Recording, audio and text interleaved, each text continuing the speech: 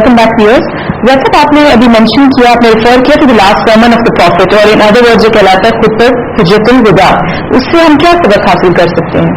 دیکھیے, یہ خطبہ حجت الوداع ایک fundamental declaration of human rights ہے.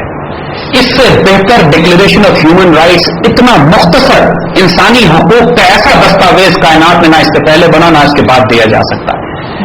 اس کے اندر جن جن ایلیمنٹس کو ڈسکس کیا گیا ہے, آج کے معاشروں میں اگر صرف ہم اس کو بنیاد بنا لیں تو ہر قسم کا ظلم ختم ہو سکتا ہے, ہر قسم کی ایکسپلائٹیشن ختم ہو سکتی ہے, ایک ایسا جسٹ اکنامک اور مانیٹری سسٹم بن سکتا ہے کہ انسانیت رشک کرے اس کے اوپر.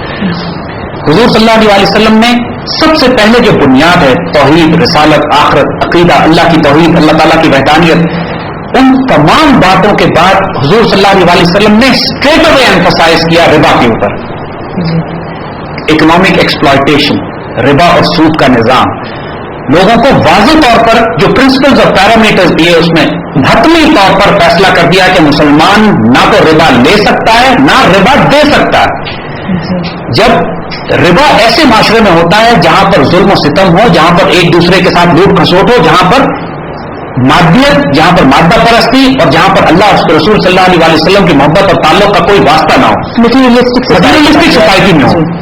ایک اسپرچل اور ایک روحانی سوسائٹی میں جہاں محبت ہو, پیار ہو, تعلق ہو, غریبوں, مسکینوں, یتیموں, بیواؤں کا دھیان کیا جائے, وہاں کے لیے ڈائمیٹرکلی اپوزٹ کانسیپٹ ہے ربا. ربا وہاں ہو ہی نہیں سکتا. ربا جس لیول کی ایکسپلائٹیشن ہے جو ہم ڈسکس کر چکے ہیں تفصیل اس کی, تو ربا کے نظام کو حرام قرار دینے کے بعد حتمی اور مکمل طور پر حضور صلی اللہ علیہ وسلم نے براہ راست بردرہوڈ کی بات کی.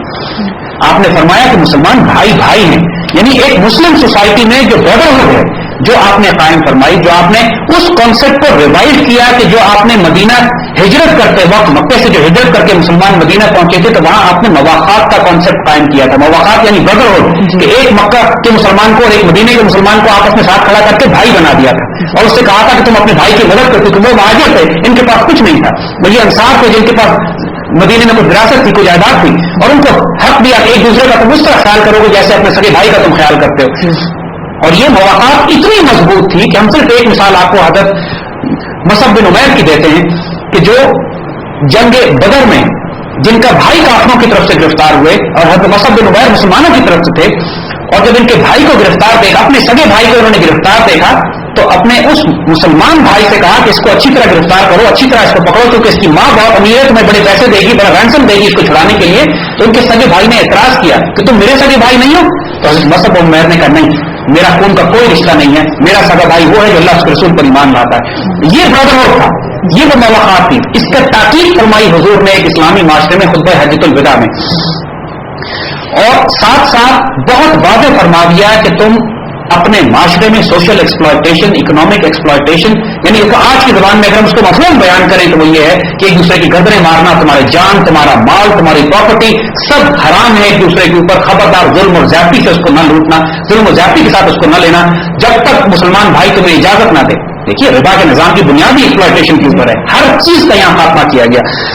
اور اس کے بعد عورتوں کے حقوق, یعنی وومن رائٹس کے حوالے سے حضور صلی اللہ علیہ وسلم نے جو باتیں بیان فرمائی ہیں حجۃ الوداع میں, ہم اس کا ذکر اس لیے کریں گے کہ ہمارے اسلامک اکنامک سسٹم میں اس کا بہت بڑا رول ہے. عورتوں کو جو وراثت کا حق دیا گیا ہے, عورتوں کو جو پراپرٹی رائٹس دیے گئے ہیں, عورتوں کو جو اپنے کاروبار کرنے کی اجازت دی گئی ہے, تو عورت کی پہلی رائٹ حضور صلی اللہ علیہ وسلم کے ازواج مطہرات میں سیدنا خدیجہ رضی اللہ عنہا تاج خاتون تھی. یہ تمام رائٹ, لیکن اس کی تاکید دیکھیے, کیونکہ وہی بات ہم کر رہے ہیں کہ معاشروں میں ایسی چیزیں ہوتی ہیں کہ جو اتنی گہری دبی ہوئی ہوتی ہیں, اتنی گہری ہوتی ہیں کہ ان کو نکالنے میں وقت لگتا ہے, اوور نائٹ نہیں ہوتا یہ سارا کام. 23 سال کی حضور صلی اللہ علیہ وسلم کی تبلیغ اور ایک اس جد و جہد مسلسل کے بعد آخر میں جن باتوں کی آپ بار بار تلقین اور تاکید فرما رہے ہیں, یہ تو تاکید ہے. ربا تو آپ نے باقاعدہ نظام جاری تھا, آپ نے ختم کروایا, آپ نے فائنلی کینسل کیا اس کو کہ آج کے بعد تمام جاہلیت کے سود معاف کیے جاتے ہیں, ختم کیے جاتے ہیں. جیسا کہ آپ نے ایک بار ایسی چیز کو ہائی لائٹ کیا کہ اسلام یہ کہتا ہے کہ collective benefit to society is more important than the benefit to an individual, which takes me to capitalism again. اس لیے کہ کیپٹلزم کی بنیاد ہے پروفٹ انسینٹو پہ. وہ انسینٹو یا وہ فلاسفی جو کہلاتی ہے کہ آپ ٹریڈنگ میں یا کسی بھی چیز میں اگر اپنے ذاتی بینیفٹ کو پہلے دیکھو گے تو اوور آل سوسائٹی بینیفٹ زیادہ کرے گی. اس کو اگر ہم کاؤنٹر پلیس کریں اکنامک سسٹم کے ساتھ, ہم آپ کو بتائیں گے. دیکھیے جیسے وہی ہم عرض کر رہے ہیں کہ ہم اب کمپیرزن بھی کریں گے, ہم آگے جا کے یہ کمپیرزن کریں گے کہ ایک کیپٹلسٹ اکانومی اور ایک اسلامک اکانومی میں کمپیرزن کیا ہے, انسٹرومنٹس کیا کیا ہیں, فرق کہاں پہ آتا ہے. بات ہم اپنی ٹرمینیٹ کر رہے تھے خطبہ حجۃ الوداع پہ. جو charter of human rights and dignity, کسی کالے کو گورے پہ فضیلت نہیں ہے, کسی گورے کو کالے پہ فضیلت نہیں ہے, بنیاد تقویٰ کے اوپر ہے. تقویٰ ایک اسپرچل کانسیپٹ ہے, ایک روحانی کانسیپٹ ہے. دیکھیے جو کانسیپٹ دیا گیا ہے اس معاشرے میں, جو پیرامیٹرز اور آؤٹ لائن دی گئی ہے ایک ایسے معاشرے کی کہ جہاں پر ایک اسلامی نظام ہوگا, اسلامی اکنامک سسٹم ایک معاشرے سے آئسولیشن میں نہیں اپلائی کیا جا سکتا. وہ ایک ایسے معاشرے میں اپلائی کیا جا سکتا ہے جو ایک اسلامی معاشرہ ہو, وہ ایک ایسا معاشرے میں جو ایک روحانی معاشرہ ہو, ایک ایسا معاشرہ ہو کہ جہاں پر لوگ اللہ اور اس کے رسول صلی اللہ علیہ وسلم کی تمام احکامات کو ماننے پہ تیار ہوں. یہ نہیں ہو سکتا کہ بٹس اینڈ پیسز میں ہم کچھ ڈوز اینڈ ڈونٹس, کچھ رولز ریگولیشن اپلائی کر دیں اور اس کو کہیں کہ ہم نے اسلامی اکنامک سسٹم نافذ کر دیا یا ہم نے شریعت نافذ کر دی. ایک اب ہم کے جو جسٹ اور اکنامک اور اسلامک مانیٹری پرنسپل اور مانیٹری سسٹم ہے اس کے پیرامیٹرز کیا ہیں, ابھی ہم اس پہ بات کرتے ہیں. دیکھیے جو کور کانسیپٹس ہیں, جو بنیادی کانسیپٹس ہیں کہ جسٹ اسلامک اکنامک سسٹم کے جس کے نتیجے میں معاشرے میں کیا ہوگا, جو آئیڈیل رول ماڈلس ہیں وہ کیا ہیں. سب سے پہلی بات کہ وہ ایک روحانی معاشرہ ہوگا. اس معاشرے کے لیڈرز رول ماڈلز ہوں گے, اس معاشرے کے لیڈرز اس کے اعلیٰ ترین انسان ہوں گے.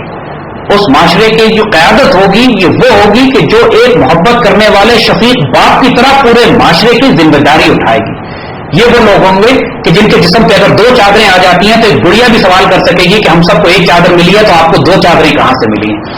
یہ وہ امیر ہوں گے اس ریاست کے, یہ وہ امیر ہوں گے اس مکمل اسلامک نظام کے کہ جب چراغ جلا کر رات کو کام کر رہے ہوں اور ان کا ملازم آ جائے تو پہلے ملازم سے وہ یہ پوچھتے ہیں کہ ذاتی کام ہے یا سرکاری کام ہے, اور اگر ذاتی کام ہے تو چراغ بجھا دیتے ہیں کہ یہ چراغ مجھے سرکاری کام کے لیے دیا گیا تھا.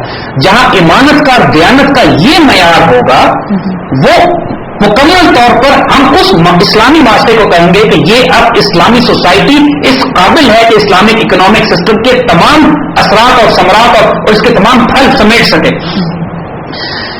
جو سب سے کور کانسیپٹ اس معاشرے کا ہے, یاد رکھیے گا, حرام اور حلال کا کانسیپٹ ہے. ہم مسلمان بہت زیادہ ڈائریکشن کانشیس لوگ ہیں. ہمارے یہاں صرف شراب اور سور حرام نہیں ہے, آٹا دال روٹی چاول گندم بھی حرام ہے اگر حرام رزق سے خریدا گیا. ہمارے معاشرے میں ایک ایسے معاشرے میں جس میں لوگ حرام چھوڑنے پہ تیار نہ ہوں, ایک ایسے معاشرے میں جس میں لوگوں کا رزق حلال اور حرام کی پرواہ نہ کرتے ہوں, ایک ایسے معاشرے میں کہ جہاں پر لوگوں کے سورسز آف انکم ڈیفائن نہ ہو, ایک ایسے معاشرے میں کہ جہاں پہ لوگ اللہ کے دیے ہوئے ایمانت کو خیانت سمجھ کے خرچ کرتے ہوں, وہ معاشرہ اس کے بعد اگر وہ یہ کہے کہ ہم اسلامک اکنامک سسٹم قائم کریں گے تو یہ ممکن نہیں ہے اس کے لیے. لہذا سب سے پہلے جو بنیاد ہے اسلامی معاشرے کی, جیسے ہم نے کیا کہ وہ ایک روحانی معاشرہ ہوتا ہے. لیکن جیسا کیا یہ آئیڈیل اسٹیٹ آف افیئرز حاصل کی جا سکتی ہے ایسی سوسائٹی جہاں دیانتداری ہو, آنےسٹی ہو, ایک دوسرے کا خیال, ایک دوسرے کو پرائرٹی پہلے دی جائے اور سوشل بینیفٹ جو کلیکٹو ہو سوسائٹی کو پہلے دیکھا جائے. بات چونکہ یہ تاریخ میں پہلے ہمیشہ ہوتا رہا اور ہو چکا ہے. So we have جیسے ہم نے ایسا کیا آپ کو کہ یہ پورے معاشرے ہمارے پاس موجود ہیں. یہ جو خلافت عثمانیہ تھی, اندلس کی مسلمان حکومت تھی, مسلمانوں مدینے کی ریاست تھی, بڑی بڑی مسلمان ریاستیں اور بنائی گئی ہیں. یہ تمام ریاستیں انصاف پہ عدل پہ قائم تھی. معاشروں کے اندر ربا اور سود کا نظام نہیں تھا. معاشروں کے اندر جو کرنسی جاری ہوا کرتی تھی وہ ریئل ویلتھ پہ چلا کرتی تھی. معاشروں میں ایکسپلائٹیشن کا نظام نہیں تھا, عدل تھا, انصاف تھا. یہ آئیڈیل رول ماڈلز جو ایک اسلامی معاشرے کی تمام خد و خال بتائیں گے.